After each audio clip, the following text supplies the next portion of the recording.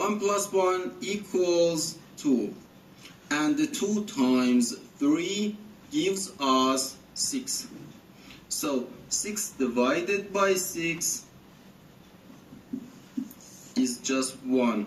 But this answer is not correct, because according to the order of operations, first we have to do parentheses, then exponents, then multiplication or division, and finally addition or subtraction. Remember that multiplication and division have equal priority and we have to work from left to right.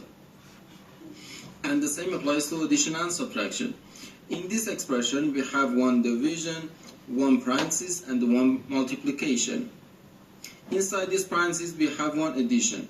Here we have a multiplication, because in mathematics, when a number is placed next to parentheses, it means multiplication, and we usually don't write the multiplication sign for brevity. Okay, so according to the PEMDAS, first we have to do this parenthesis, then this division, and finally this multiplication. If we do this multiplication before this division, it is wrong.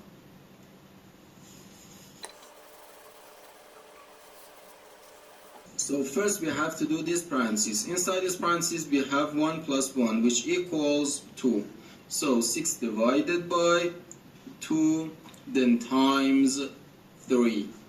Now we have one division and one multiplication. As I said, multiplication and division have equal priority and we have to work from left to right. So here first we have to do this division. 6 divided by 2 is just 3, and we have 3 times 3, which equals 9. And this is our final answer to this problem. The correct answer is 9.